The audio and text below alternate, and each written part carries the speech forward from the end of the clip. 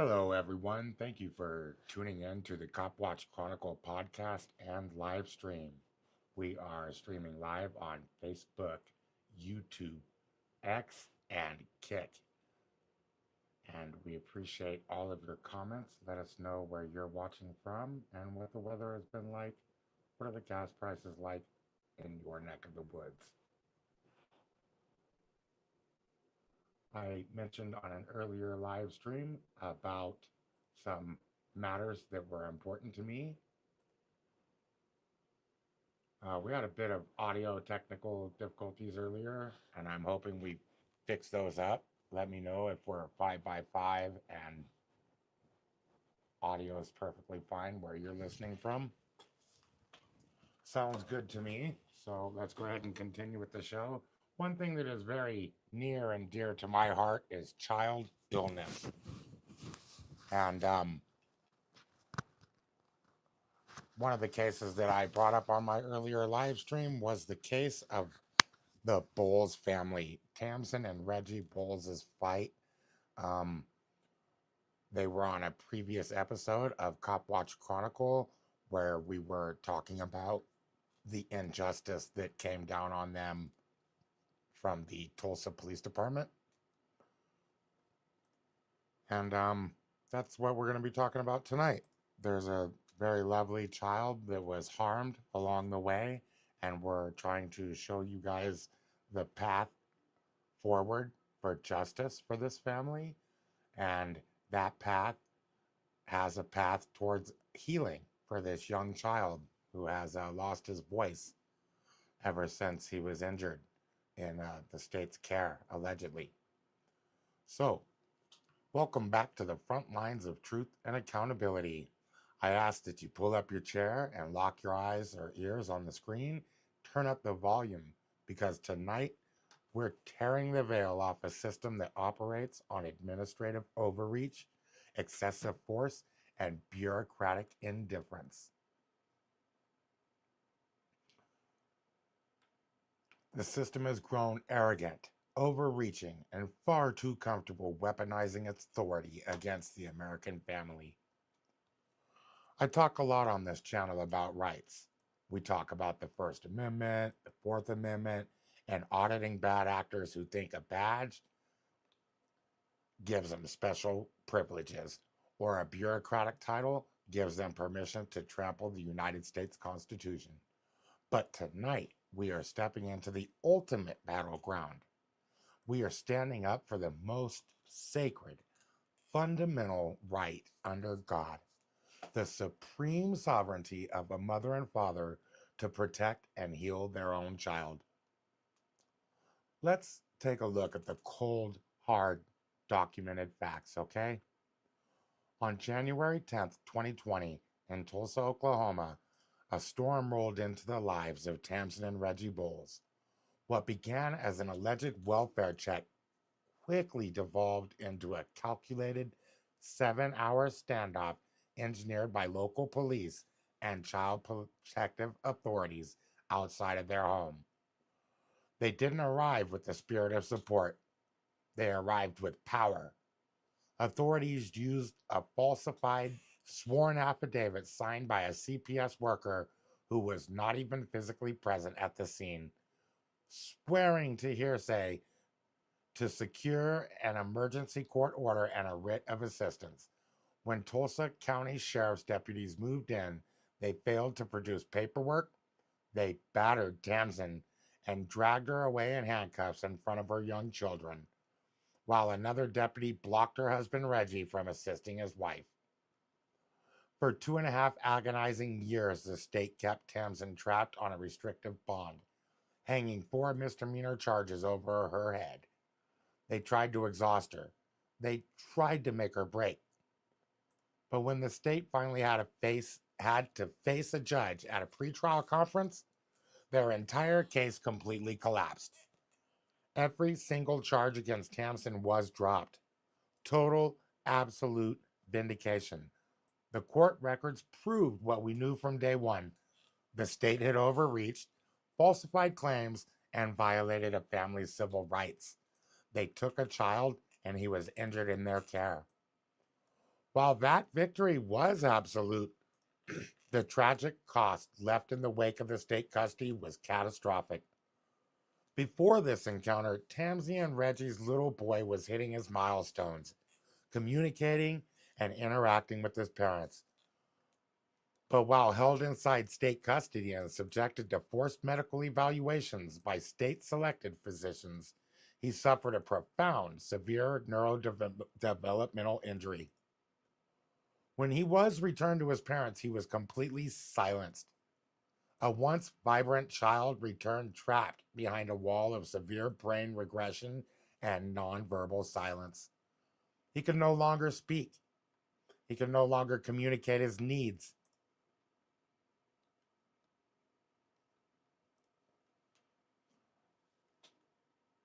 He could no longer express his pain or say mommy or daddy. When Tamsin and Reggie turned to mainstream medical institutions for answers, they were handed a cold clinical sentence. Your son has permanent brain damage. Do not expect him to improve. A true parent, though, a true parent does not accept a permanent sentence for their life's potential from a system that failed them in the first place. Tamsin and Reggie refused to give up. Tamsin spent months conducting late night research into advanced pediatric biochemistry, leading her to the work of Dr. Robert Navarro at UC San Diego and the cell danger response theory. The science explains that when a developing child experiences severe, acute environmental or systemic trauma, their cells can become trapped in a continuous state of cellular defense. In this danger response, normal metabolic and mitochondrial functions stall, shutting down neural pathways responsible for speech and communication.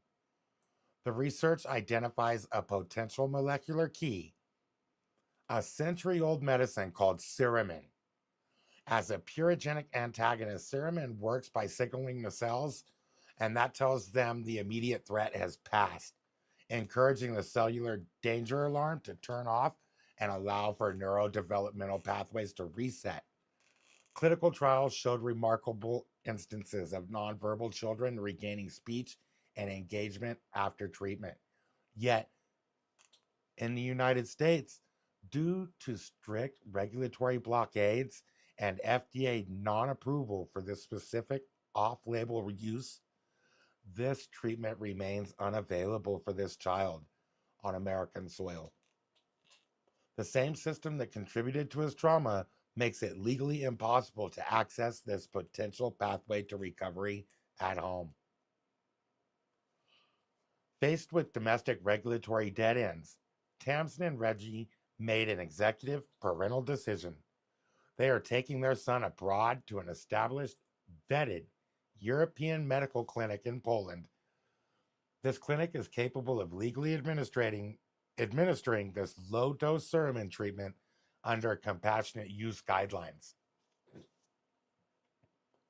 So the path ahead, this journey, it's structured around three distinct phases, okay? The international treatment phase, executed in an ultra lean multimodal travel plan to Poland, covering expedited passport sourcing, transatlantic flights, rail transit, and secure clinic administration under strict medical supervision. Afterwards, they're going to remain near the clinic post infusion to monitor the organ function, metabolic stability, and blood chemistry, followed by a safe return home to Oklahoma. Afterwards, upon returning to Tulsa, capitalizing on the open neurological window by pairing cellular recovery with intensive speech, physical, and occupational therapies. Their goal is clear. They're going to reset the cellular alarm, restore speech emergence, and enable the child to regain fundamental milestones. I have Reggie and Tamsin here backstage, and we're going to talk to them about what it has been like experiencing these medical roadblocks and everything, the feelings that this has caused them to have. This family has endured systemic overreach, legal battles, and medical roadblocks. Now they are taking direct action for their child's health. As a community, we are going to help raise the funds for this travel and treatment and get this kid to where he can say mommy and daddy again.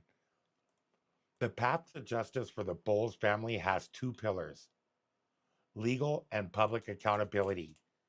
We're going to expose the agency's misconduct and falsified affidavits and their civil rights violations, ensuring that everybody here is held accountable publicly and legally.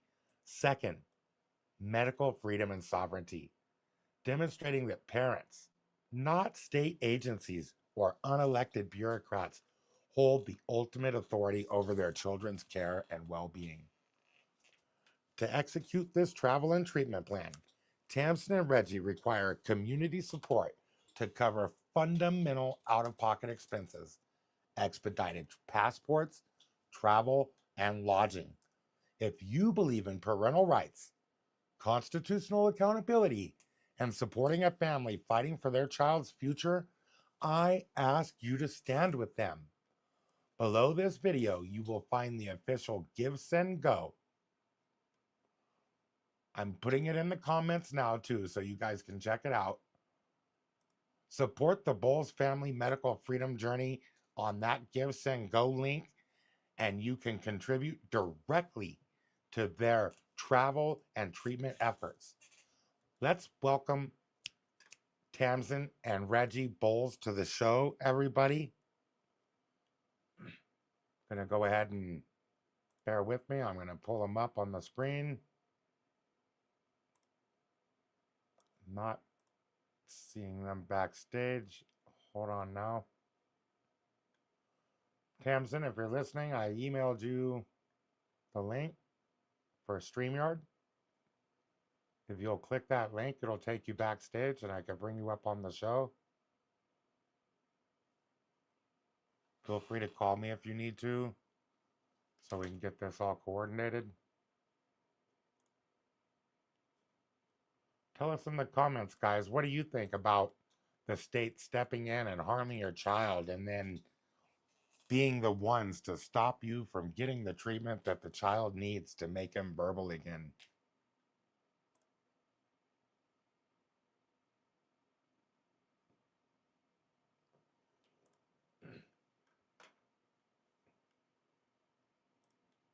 I have some questions ready here for this family, so let's see if they can click the link in the email I sent to you, Tamsen.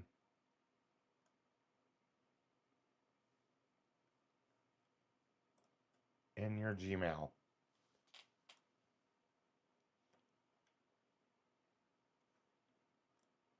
Also, I guess while we're waiting for them to come backstage, I can go ahead and tell you about an urgent update on the Chris Griffiths case.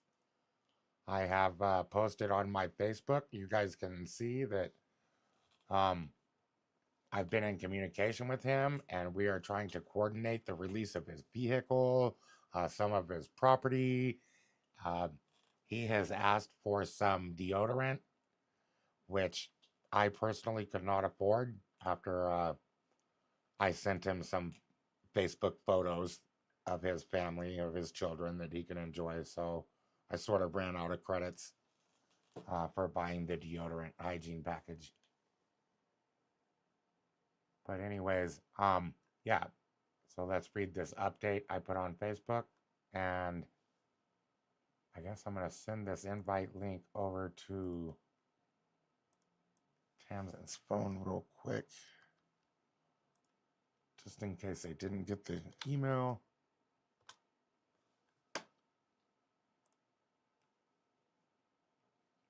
What are the gas prices like where you guys are watching from?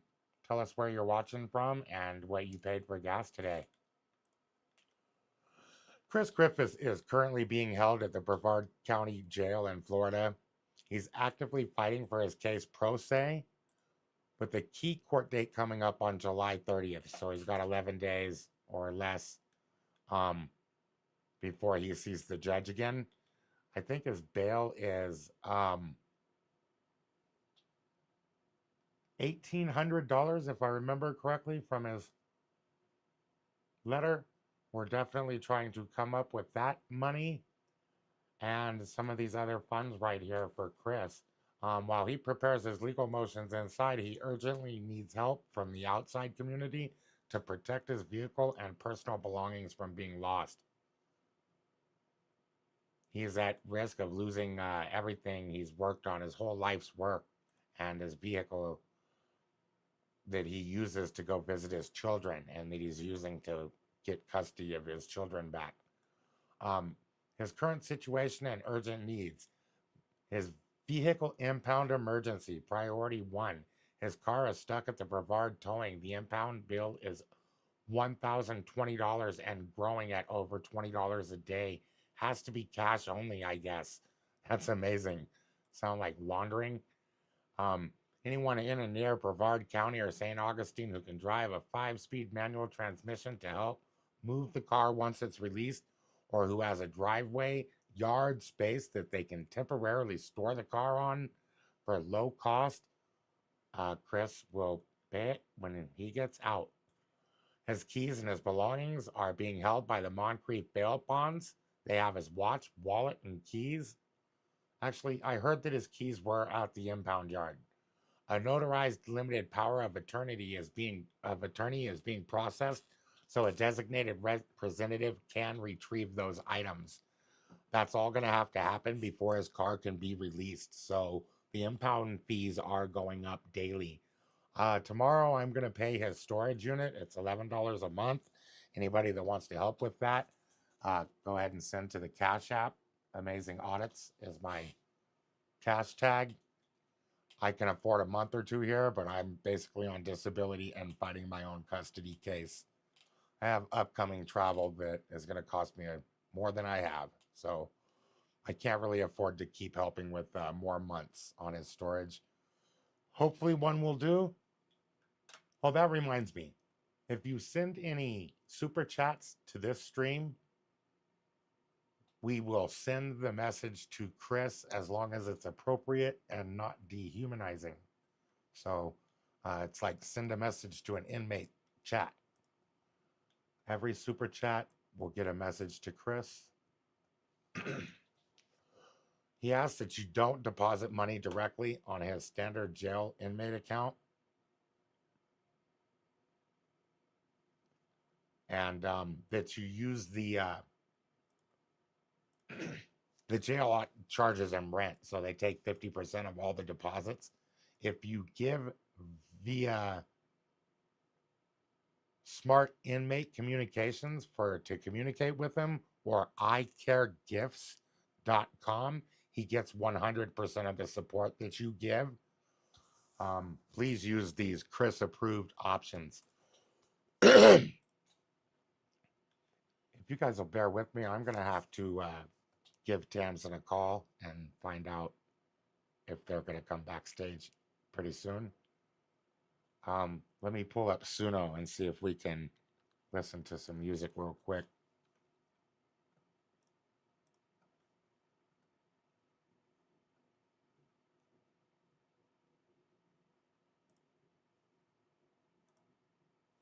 All right, here's some music I'll let you listen to while I'm making a phone call. I'll be right back. And we'll talk to Tamsen and Reggie Bowles.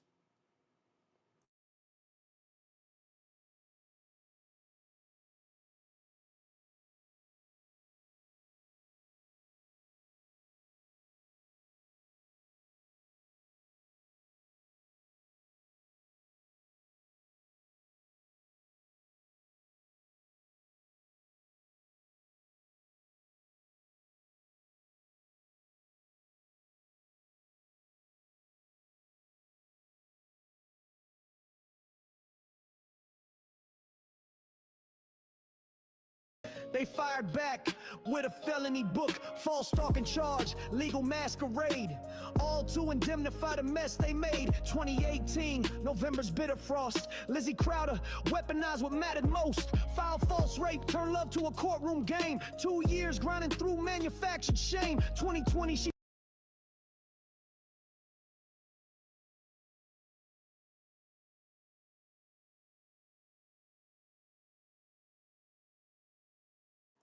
Okay, so yeah. Um, they're logging in right now, guys. Hold on. Hello, Tamsen. No, everything's fine. If you got the link though and you want to tap in and come backstage, I can yeah.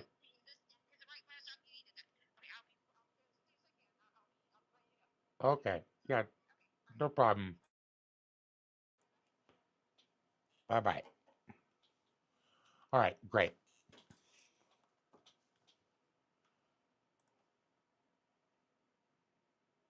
She played out, escaped the cell, paid a fine while my All right. Well, they are going to be coming up on stage here in just a second. Um, sorry, I thought we had everything more streamlined and ready to go for you guys, but that's all right. Let's leave some comments. Tell us about this situation. What do you guys think about having charges over your head for 2 years and then having everything dismissed in the end? It just almost seems unbelievable, doesn't it?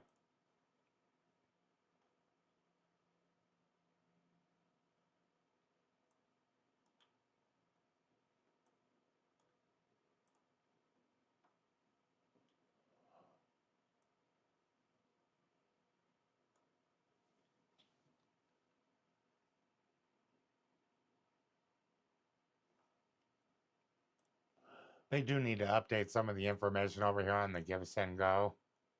I think it still mentions some of the previous charges or like legal defense, but I don't think that's an issue anymore. They're just kind of trying to get justice and get their child healed up.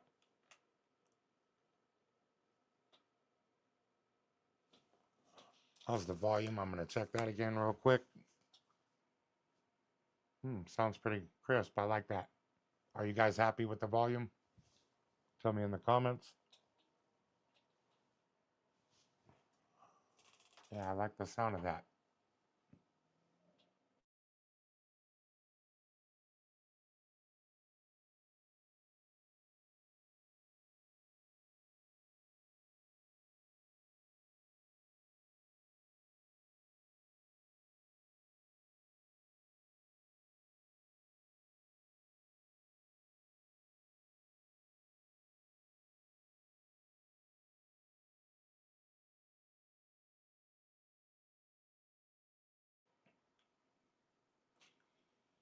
Oh, when it rains, it pours, I swear.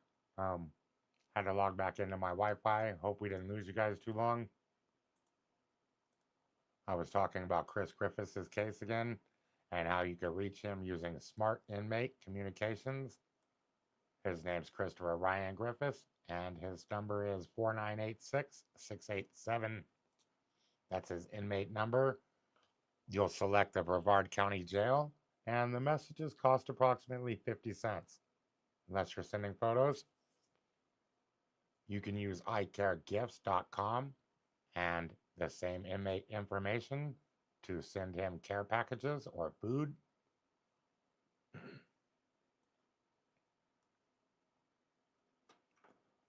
Theoretically, I think if he got enough money on his inmate account, that actually could be used to bail him out, I think. So if we just overloaded his inmate account, that'd work to get him out, I think.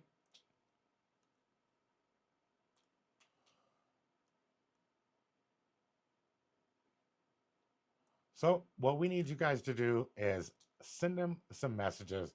You can at least snail mail him. It doesn't cost very much at all. You can send him a text message for about the same cost as a letter in the mail. Share this Facebook post, share this YouTube video, and make sure that you let all of your other activist friends know that Chris needs our help. If you can drive a manual transmission or have a storage space near Melbourne or St. Augustine, drop a comment or send a DM, please. Keep Chris in your thoughts and prayers and send him a message. Okay, guys? And that's what we can really do to help him out the most right now.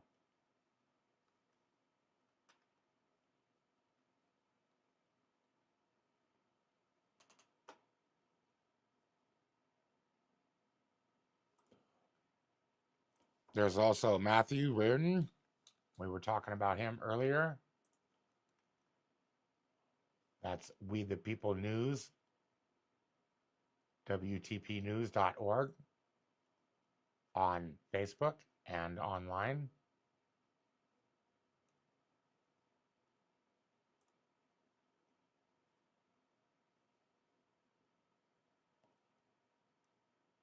Check him out.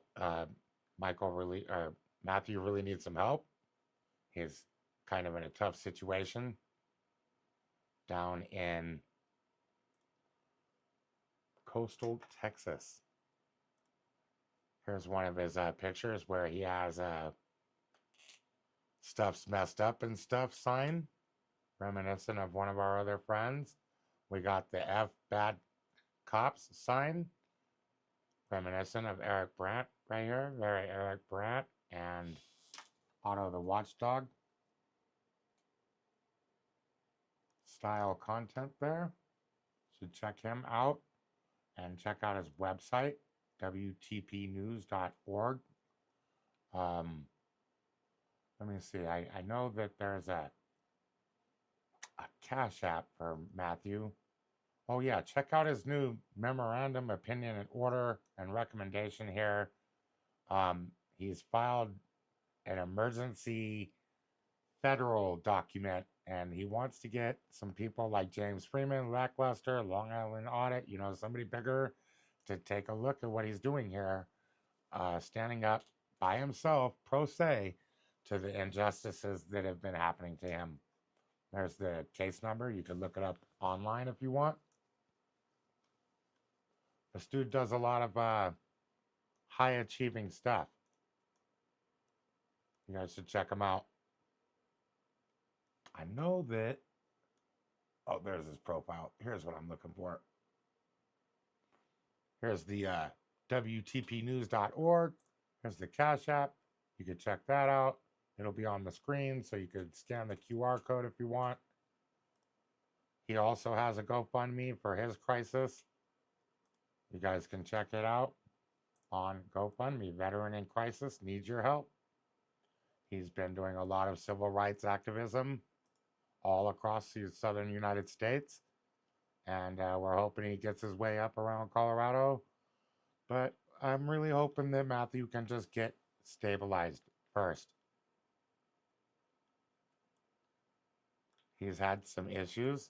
It's not easy to communicate with him all the time. It's somewhat inconsistent. And I think those are the best reasons why we should just give to this GoFundMe. We need to come up with this $5,500. That way the man can be stabilized.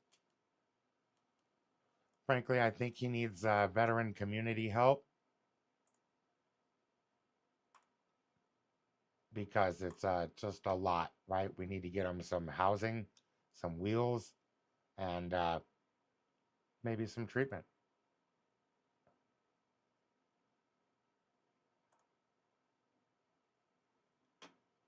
So check him out, guys, on Facebook.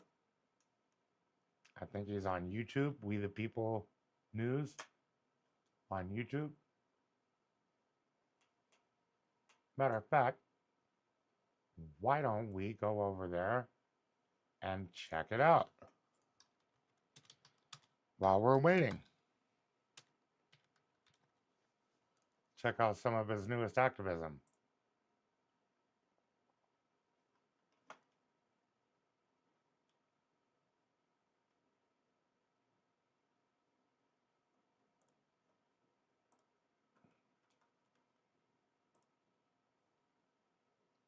Yeah, we're still waiting for Tamsen to click in backstage. So while we're waiting for that, we'll check out some of Matthew's latest activism.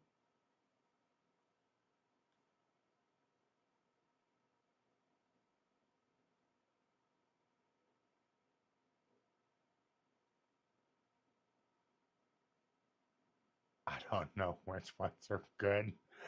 I haven't been over here. He does a lot of content. Wow. Okay, so I'm gonna have to click this one that says it's Wednesday and you know what day of the week that is. I'm sure he's gonna have some amazing signs. Let's check them out. The story Double unfolds, check so you guys can truth see in what the I'm seeing. headlines, bold as gold. Lights flash, the world's on cue.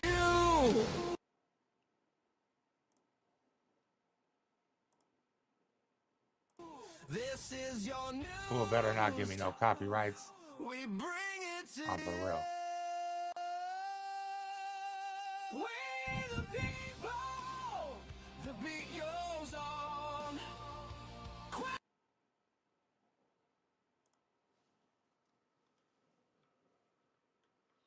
Let's see what he's got going on.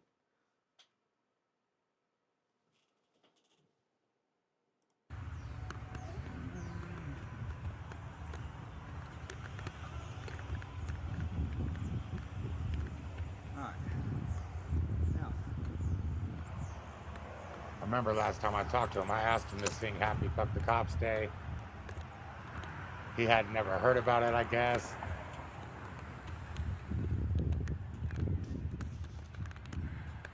Looks like he's getting set up and in position.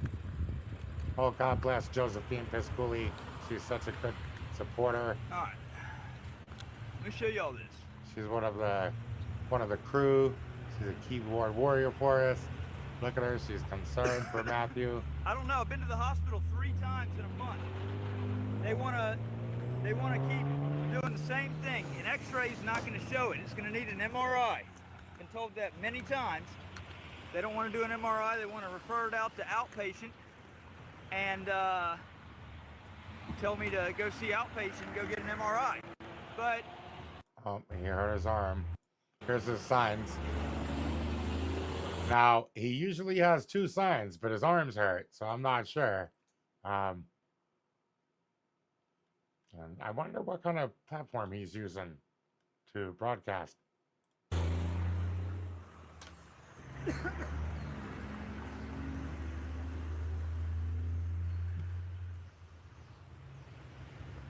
Here we go. fuck bad cops and bad judges too. See, so he's still got 2 signs. Gotta love him. God bless our homeless veterans.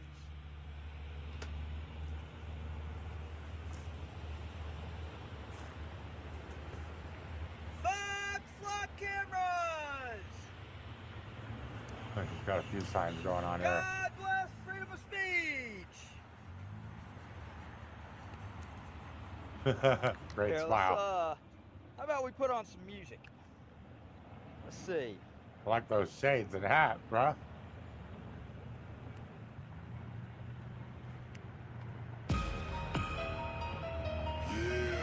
Yeah. You know, how does he do that?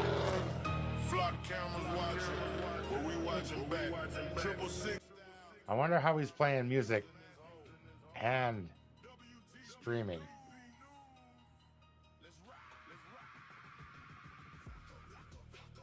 Nice, man. That's dope. Yeah, boy. Yeah, boy. Get it. I'm loving it. Blocker,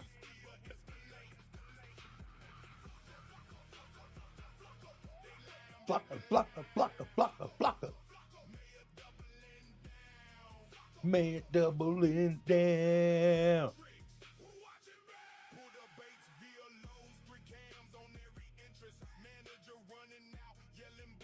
Yeah, he getting there, boy.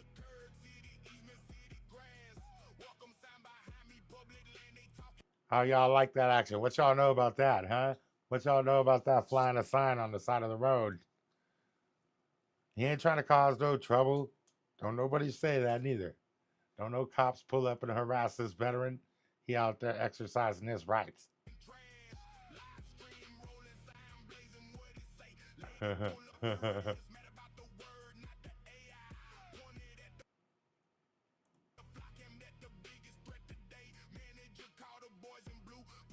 I'm gonna turn the music up.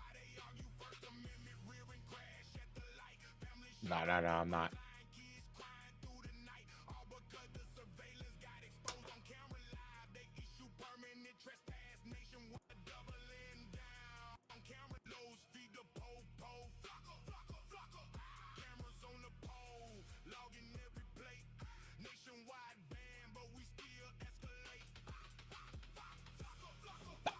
Flocka, flocka, flocka, flocka, flocka.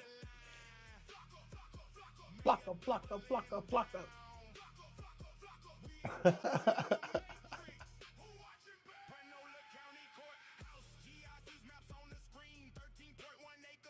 And it's actually pretty dope, though.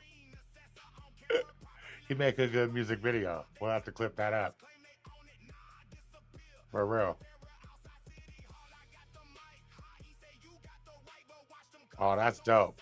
Now I like that, man. He got the phone magnetized to the pole, watching them from separate angles and stuff, man.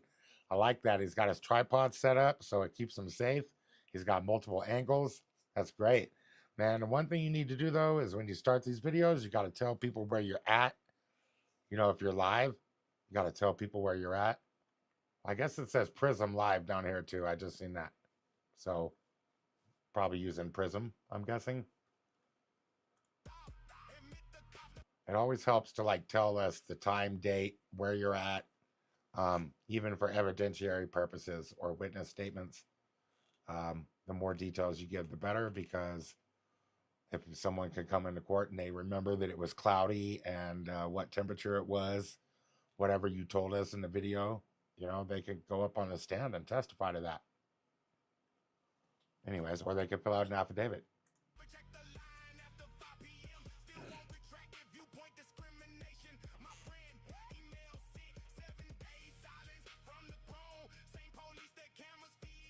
That's pretty dope, though. I'm loving it.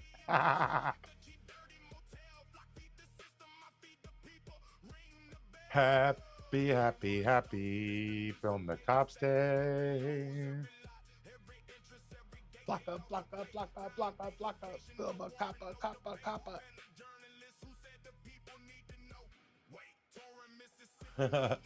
All right, let's see what else he's got over here.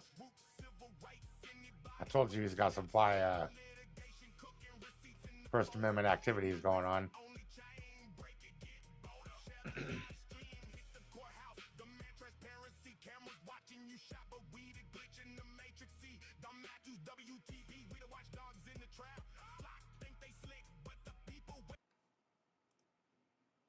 I'll just mute that music real quick so we can find something. I think he does some cop watches too. Let me see if I can find one.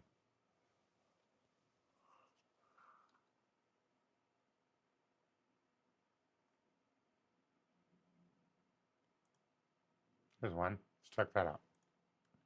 The story unfolds. Truth in the headlines. Yeah, I wonder how he plays an intro and stuff like that, and music when he's live.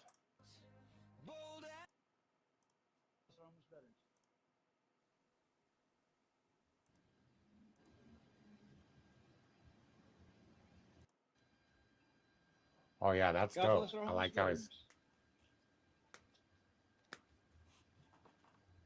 how he's got the time and date right there and the location.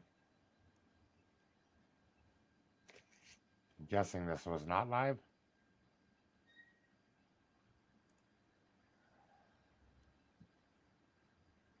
So he ain't asking for nothing. He just saying, God bless the homeless veterans.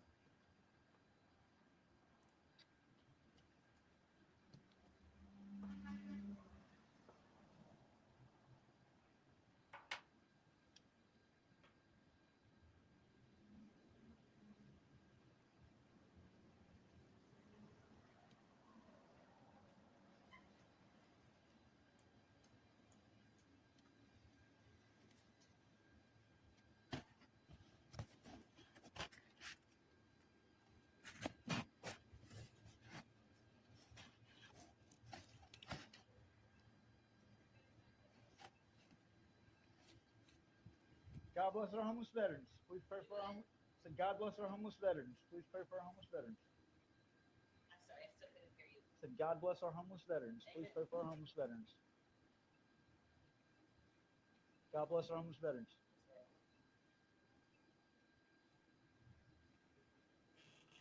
All right. So, oh wait. Okay. I see Reggie and Tamsen backstage now. So let's realign the show back to what we were talking about. The Oklahoma child welfare thugs, Tamsen and Reggie Bowles, fight for their justice and their child's health.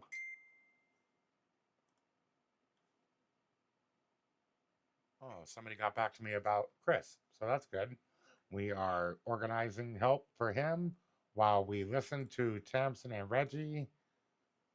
Let me go ahead and bring them up on stage.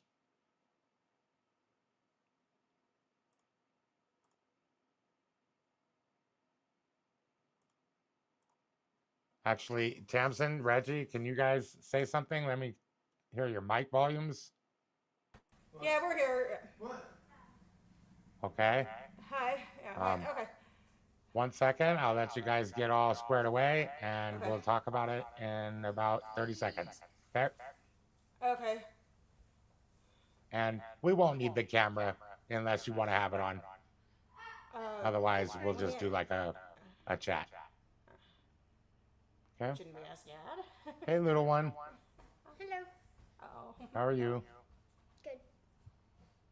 Thanks for chatting with us and joining the show. We're So you're going to welcome. share Yeah. and bring it.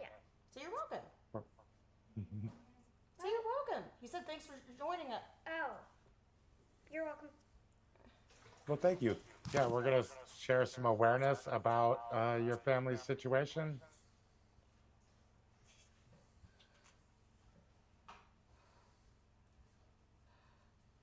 Okay. Hold on. He's All right. taking care of something. I apologize. There was a lot going on. You know, it's really not a rush. I am so sorry. No need to apologize. I know we were kind of throwing us all together on the fly. Yeah, we were running behind, and I told you why. Yeah, and then when I got off the phone with you, something more happened, so I had to take care of that. You have to change his shirt. When it rains, it pours. Can you Hold scoot on, into the frame a hold on. little bit Nigel more? needs me real quick. I will be right back. Okay. All right. They'll be right back, guys. Sorry about that. God bless our homeless veterans. Hey, good man.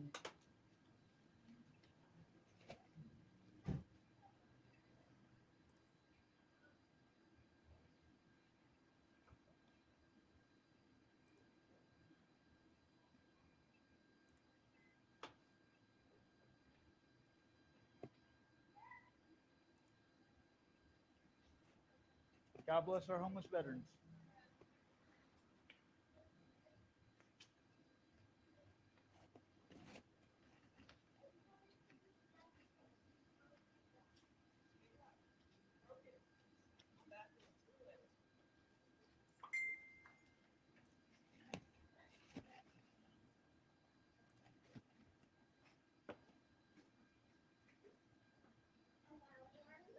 God bless our homeless veterans.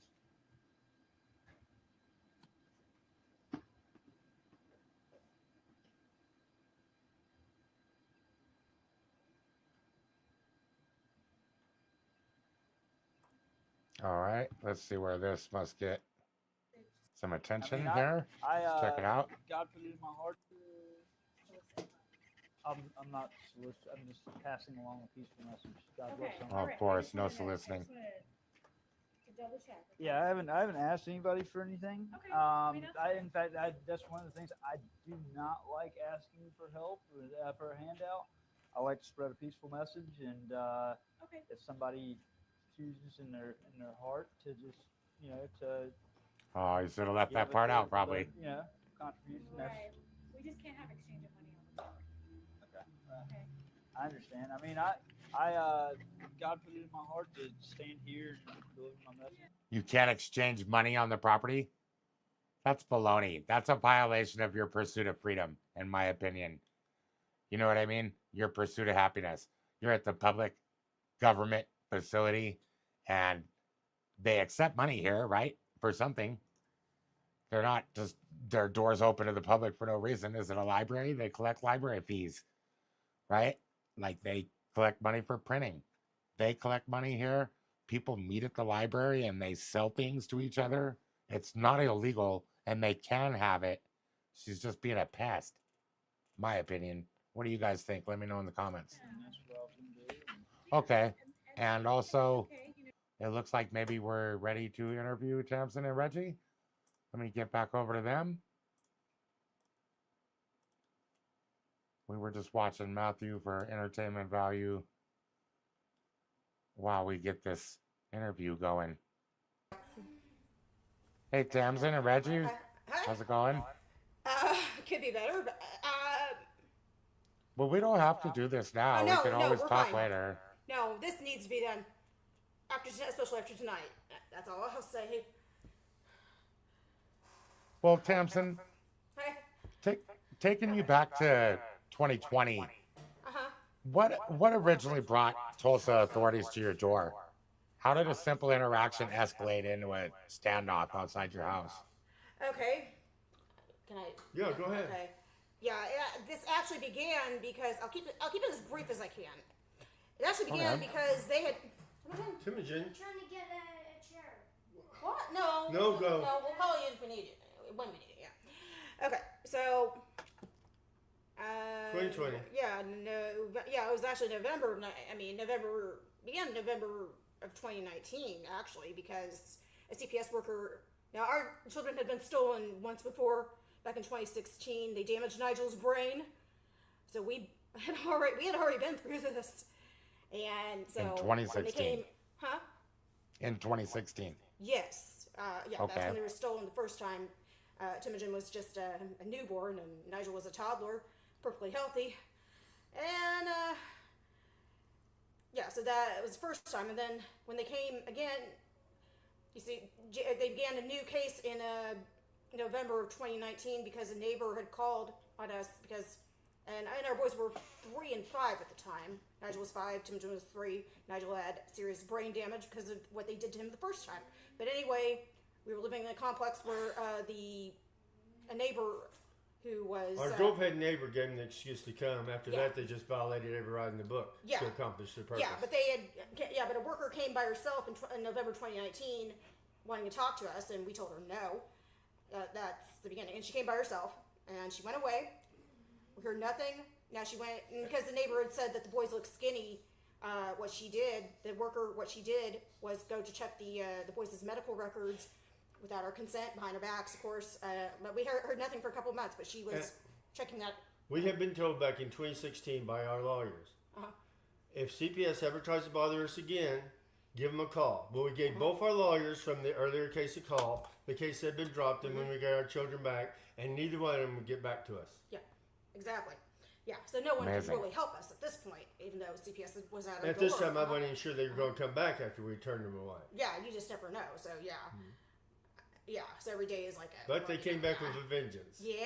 Oh yeah. Because you see, the worker had, like I said, she went to go check the boys' medical records, and the boys had not been to a wellness check in a long time because they got nothing for it. It's just an assembly line for vaccines.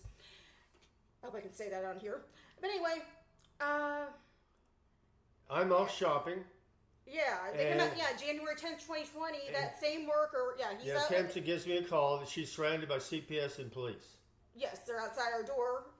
This time, what they came back, it was the same worker and other workers, and I wouldn't work. Hey, I wouldn't work. How bad That is sounds it? just terrifying. Yes. Okay. You have your Well, just family sit here, inside the Matt, I house, will tell you. and So yeah. So. Pretty effing bad. Oh my God. Okay. Okay, I'll tell the story. Relax. So I'll try to be brief anyway, but they come. Can you hear me? yeah, we can hear you. Okay, good. They come. Audio's and pretty they, good, actually. This time, what they're wanting now, they are not there directly to take the kids. Actually, what they're wanting is an unnecessary, unwanted medical check for both the boys because they hadn't been to a wellness check, and the neighbor said they looked skinny. So they come with nothing more than a DHS referral. That's it. It's the Tulsa Police Department. That same worker had called 911 that morning, in fact, because she knew we weren't going to open the door. So. Hey. So, I got scared, I'm sorry.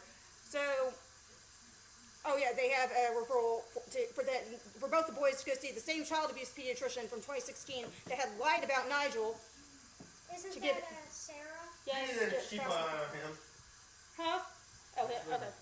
Yeah, it's Dr. Sarah Passmore, child abuse pediatrician, fucking criminal. Sorry, excuse the language.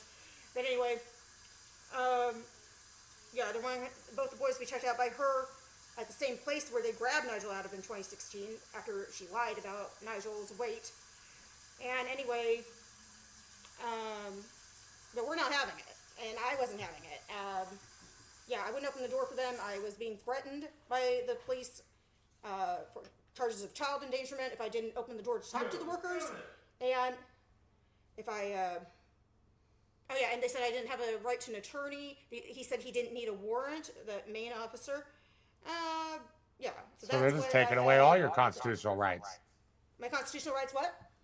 They're taking away all your rights. Yes, well, they're trying to, yeah. Or at least trying to scare me into opening the door. I mean, by coercion. Yes, basically telling me I don't have any rights, yeah. So, but I knew better. But I just got away from the door and took the boys into the bedroom to call Reggie to let him know what was going on. And That's too bad. then We'll be in here all fucking night. so You're doing to good. make a long story short, it was where the next about 7 hours, they were stalking us off and on throughout the day. The police and CPS, just standing outside our door, watching us. They'd leave at times, so at times there was nobody there. 6 hours into it, they got an emergency court order, same paperwork they got for the boys in 2016, that they used for the boys in 2016. But then, well, they went away, because Reggie was actually about to bring the boys to the door. This is not on camera at all. And it was just the DHS district director and a worker with the Can you emergency. get back in the picture, please? Yes. Okay. With the emergency court order, the DHS district director looked Reggie in the eyes and said, "I'm not taking your boys to Copstar." And yeah, I'm not taking your kids to Copstar. And then he actually, just to try to cut down on the trauma, he went ahead and tried to go get the boys, but when he came back, they were gone. And the reason he opened the door at that point, by the way, was because the district director, when she said that, here she was basically, she just said, "I'm not taking your kids, I just have some paperwork." That's why he opened the door at that point. And then he had been consulting with a lawyer all day, throughout the day, and then at that point when he consulted one last time, he said, "If they come back with law enforcement, you might as well open the door at this point, because at this point it looks like they'll kick the door in." And so about an hour later, now this is 7 hours into it, 7 hours since their initial arrival at our door. Now, did you mention that the police, when the paperwork came out? I will get to that, yeah. Oh, Because before you an go hour on, later, Tamsen, they come back. It's 7 Can you hear hours me? into it now. They came back, and yeah, it's now the sheriff's department, because what he just said. Go ahead. Yeah. See, the police had told them earlier, they're trying to get us, police to bust down the door to get the children. Police told us, "You're going to need paperwork before we do that. We need to have at least have a writ and a court order before we'll go in and get the children." Well, the police were there on and off all day with CPS, and when the paperwork finally came down, the police refused to act on it. Because they knew that was on shaky legal ground and probably had lost their qualified immunity for their actions earlier. So instead they told him, "CPS, we're not going to do it, but here's how you can get around that. Call the sheriff's department and have them do it for you." Yeah. That's what happened. Yeah, so that's what they did. So the sheriff's department's now there with the district director and the same worker that had initially been involved, that was there in November 2019, and had called 911 that morning to get assistance to force us to open the door so they can get to that unwanted, unnecessary medical check. So those two are there now with the sheriff's department, 3 deputies. And so Reggie went ahead and followed the advice of the lawyer by opening the door. And I wasn't having it still, especially with what they had put me through earlier in the day by threatening me and everything, law enforcement. So, and I couldn't just hand the boys over anyway. And I knew that they would get them eventually, but I was just trying to shield them from the chaos of the situation, the chaos of the kidnapping in progress. So, and just delay. So, what I did was just run to the bedroom with them, and I tried barricading the door with a small children's bed, but that didn't work very long. And they You came were in trying to with all protect me. your little ones. What? You were trying to protect your little ones. Exactly, yes. You know, if you guys want to back up just a little, we could get you both centered in the frame, all right? Oh, okay. I can hear you pretty good. Okay. All right. Do you like that? Yeah. Okay. You comfortable? Okay, so. Okay. Do I you had a mind? question though. He just continues to do it. Okay. Yeah, What's I had a question, Tamsen. You told me that on previous conversations, didn't you say that they targeted you even all the way back when you were pregnant, before the child was born? Yeah. Well, yeah, that was in 2016, yes, because we were at the Salvation Army, and they had proof of pregnancy. We were there with Nigel, he's a toddler, and I believe that's why they didn't take Nigel then. Maybe they were waiting for her to give birth, to yes, give birth. it's obvious. Waiting there to catch her, man. Yeah, because they came a day before we got housing to Yeah. investigate, because some people, residents there that are sick in the head, had reported us with lies and whatnot. After they investigated, they said the case was closed, but Yeah, and obviously it wasn't. They only investigated about a week and a half. They came to our new apartment, saw where Nigel sleeps and everything. Everything seemed fine. They said the case was closed. Then a couple months later, I give birth, and a couple days later, they come marching back with new allegations. Very next day, at the end of the day, both kids are in custody. Both boys are in custody, and that includes our newborn and our toddler. So I just wanted to healthy tell the toddler. viewers. I just wanted to tell the viewers how this is like a game plan. They take a playbook, and before you even, like right after you've conceived, while you're pregnant, they are planning taking away your entire family. Yes. Wow. Exactly what it is. It has to be. Yeah, and they want the money, the benefits and everything. The Yeah, incentives. that's why a lot of people aren't realize how much money they get when they take a child. If they can take a child and hold him for what advocate said this? Pamela K. Olson. Pamela K. Olson. If they can take Okay. a child and keep them for 6 months, they get close to $1 million per child, which the state now gets that money. They can spend it any way they want, and there's no accounting for it. And that happens in all 50 states. Yeah, and That's in a racket. 2016, huh? That's a racket. That's a lot of Yes. money. Now you can understand why they can take your children without a warrant and keep them without a jury trial. Yeah, Which- yeah. Oh, go ahead. If you study Declaration of Independence, says two of the reasons we declared independence. Because many times they didn't allow a jury trial. Family court does not allow you a jury trial. And they act with a writ instead of a warrant. That's exactly what they did here. They acted with a court order instead of a warrant. Yeah, in 2020 they had the writ of assistance. But that's only because we wouldn't open the door. Yeah. Yeah. 2016 it was just But emergency no warrant. Never a warrant. Yeah, and never warrant either time. Ever. None of this is a warrant, and even if it was a warrant, it'd be invalid. It wouldn't be valid because No. we didn't commit any crime, nothing like that. Yeah, Right. It's just a witch hunt and everything, and money, a money grab, and Okay. children grab. Yeah. So Reggie. yeah, it's about power and money and control. Reggie. So 2016, yeah, they kept the boys in custody, well, away from us with visits and stuff, supervised visits, for 6 months, yeah. And then they gave us about 3 months. They gave us about 3 months around the clock under DHS supervision. So it's called trial reunification, basically. That's what, yeah. And then so that's 9 months total awards of the state. And then March 2017, they closed the case in our favor with both boys in our custody, left us alone for a couple years, and came back with a vengeance. Okay. Reggie, What? as a father, how did you maintain your resolve while watching your family navigate all of this government misconduct? It's not easy, and it's hard to even understand why they're going through this. Because back when all this was happening, I didn't realize how much money they got from doing this. And also, our case was so good because they messed up. They didn't take them to their go-to pediatrician. So if you take them to the go-to pediatrician, which we resisted, you give them a child, they give you a case. But for whatever reason, she wasn't in that night, so they had to take them to the ER. The ER gave them a clean bill of health. They were both well within their weight, and there was no dark circles. Now, there's sworn affidavit on the worker who was not even there that night. We have reason to believe she was not even there. We never She saw her. wasn't. She wasn't there. She swore on affidavit that they had dark circles around their eyes and they looked malnourished. At the ER, there's no report whatsoever of dark circles. We even have videos showing they don't have dark circles, and both of them were well within their weight for their age group. Those are the facts. And then that sounds they like tried that to needs move to on be- to other things because we caught them flat in perjury. But no, okay. Well, yeah, sure, we perjured ourselves, but we don't think you treated your eldest child's autism correctly, which they themselves caused, by the way. And then they get on to us for not having his autism diagnosed. They had him for over a year with all the resources of the state. It took them over a year after our trial before they, the state, could have him diagnosed. But we're the bad guys.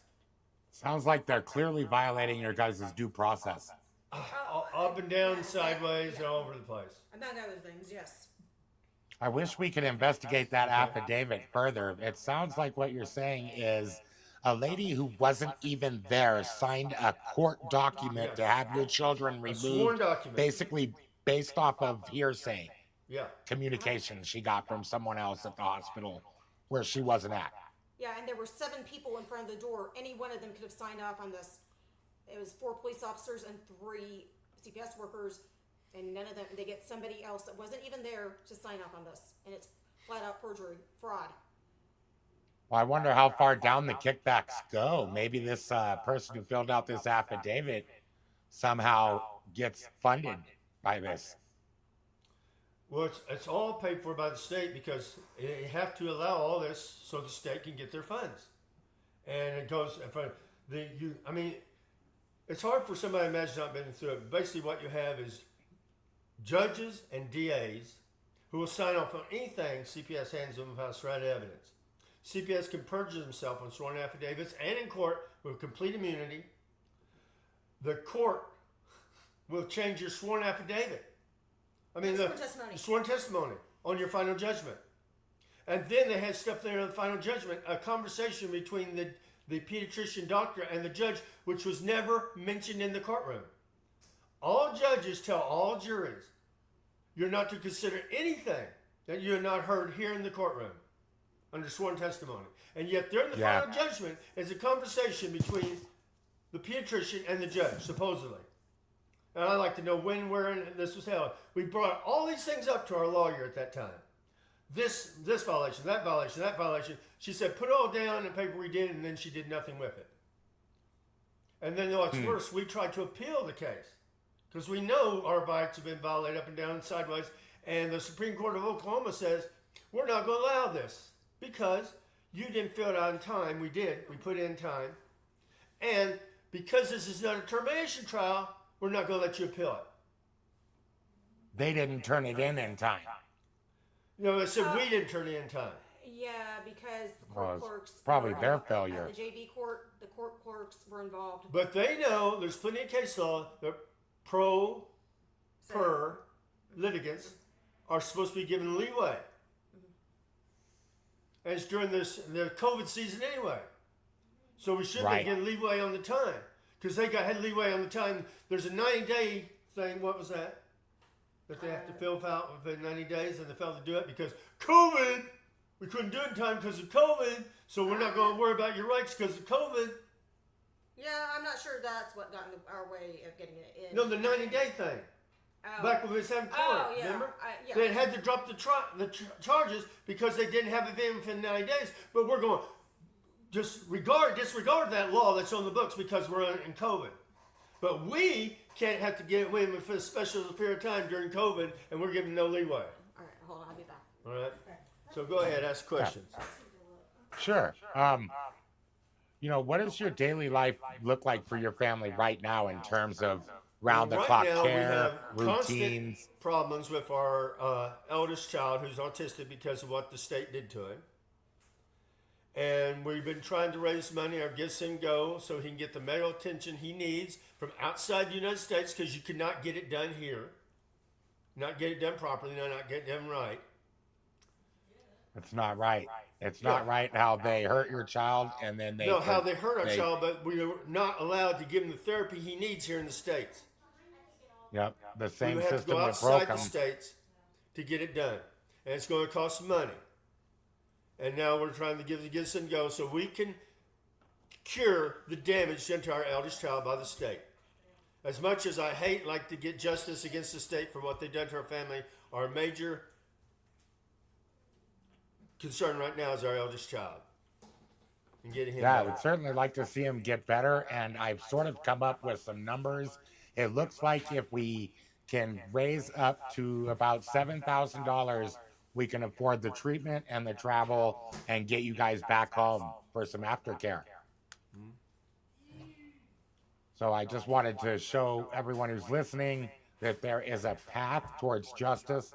There is a path towards the child regaining his functions and him saying mommy and daddy again.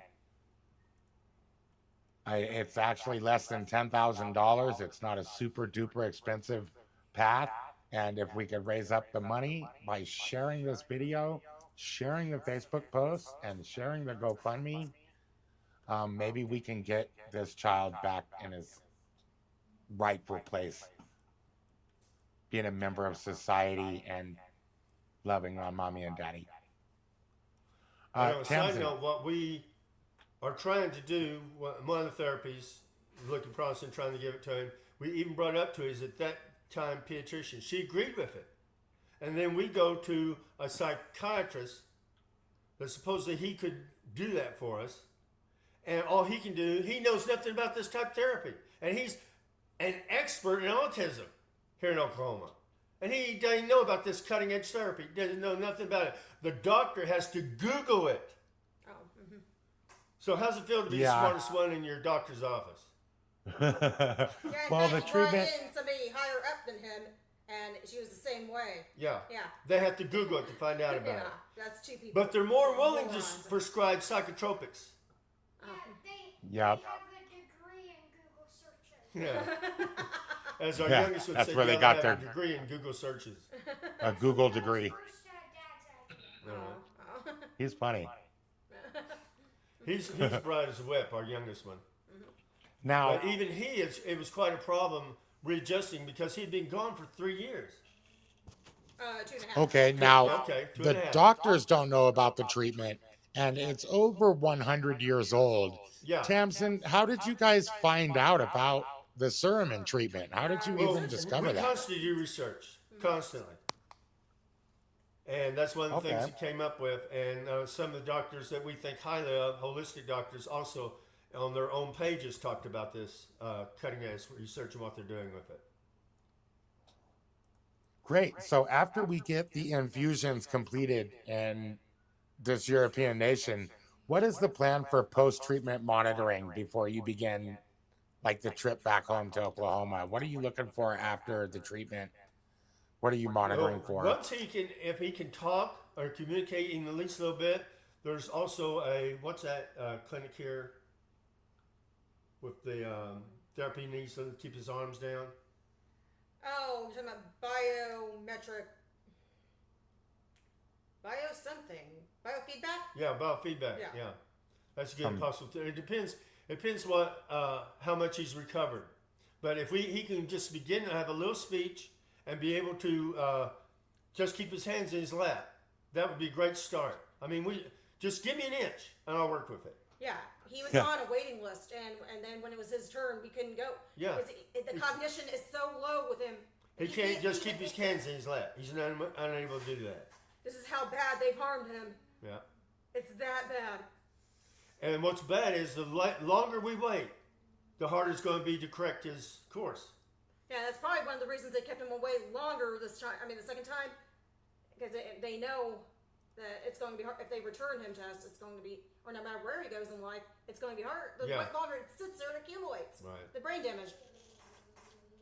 You They know, don't care. I They think just this want is that money. why they harmed your child, and I think this is why it's vital for parents to maintain their primary decision-making capabilities as far as like medical authority over their child's care, especially or when standard options have been exhausted. Like in your case, the parents should be able to make whatever decision, I think, and I really commend you guys for finding this cure and setting up the path towards getting your child back functional again.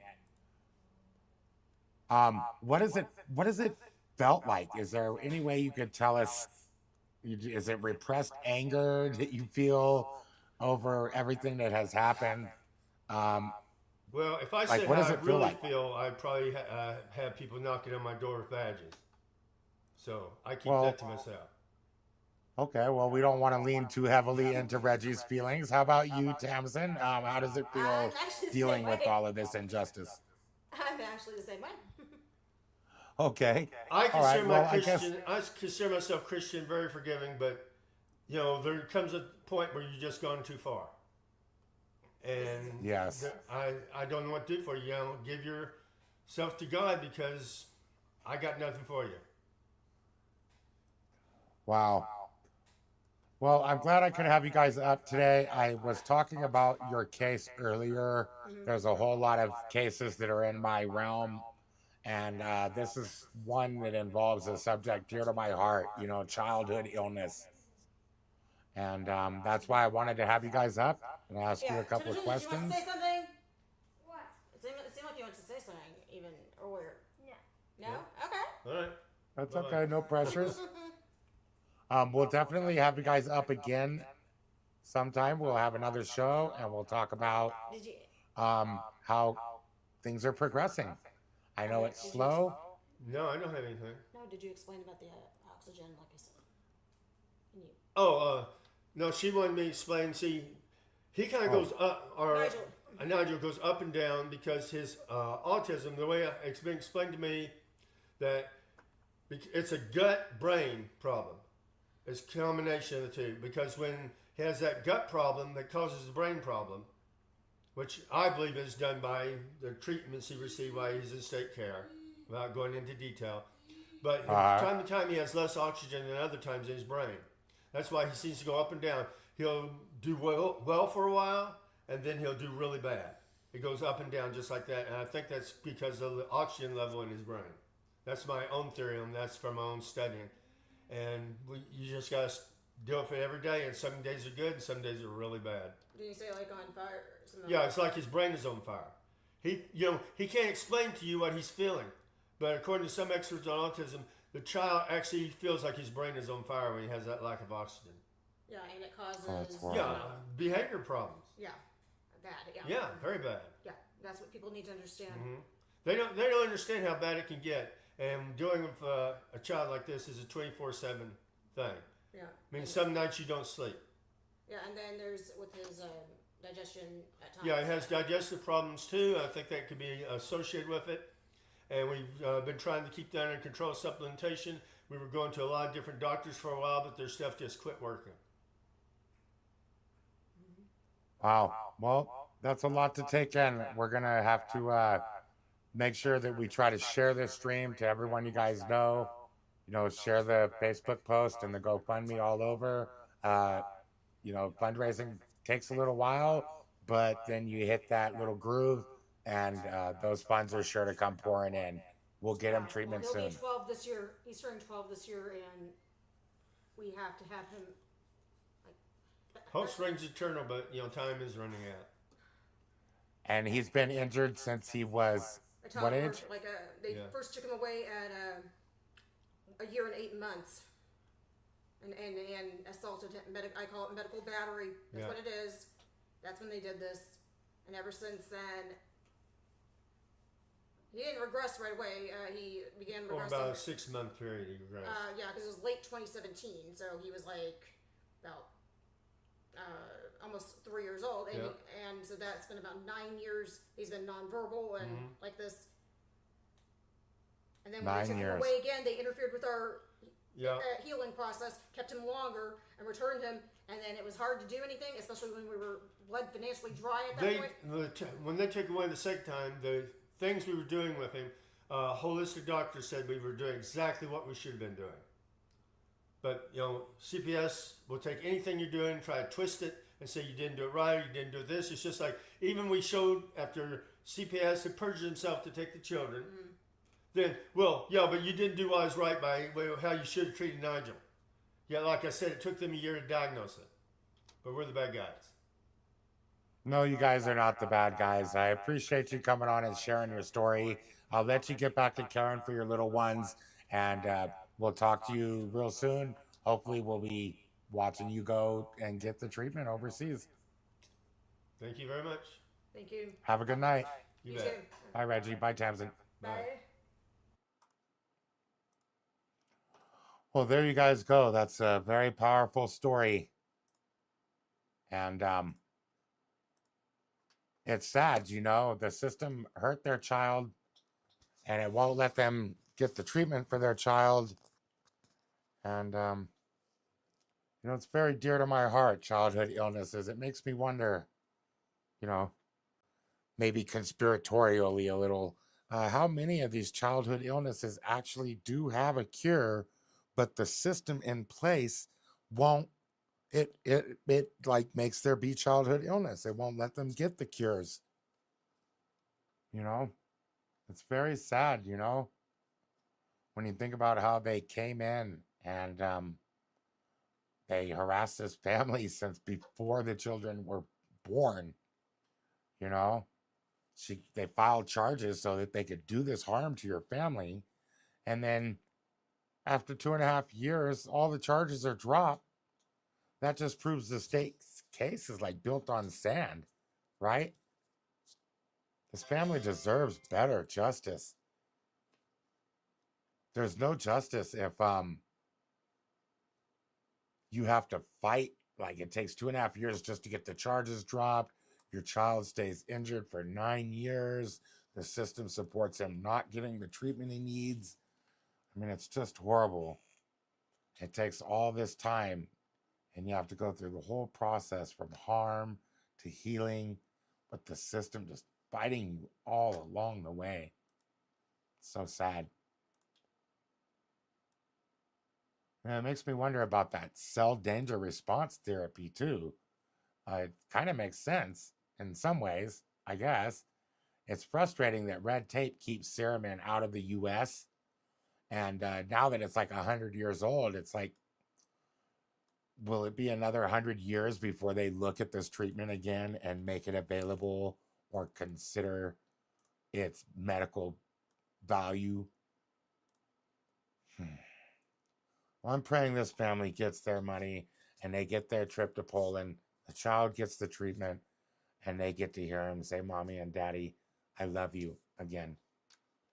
I appreciate all of you guys tuning in and hearing about Tamsen and Reggie's story, listening about Matthew Reardon and Christopher Griffiths. This type of activism, it wouldn't be able to go on without the support of people like you. If you're listening on the podcast, I appreciate you listening on Cop Watch Chronicle on Spotify. I appreciate you listening on Facebook and YouTube and X and Kick. Thank you, everybody, for being here. Remember to leave a thumbs up and a comment and tell us what you think about all the information that we were talking about. Good night, y'all. Boop, boop, boop, boop, boop, boop.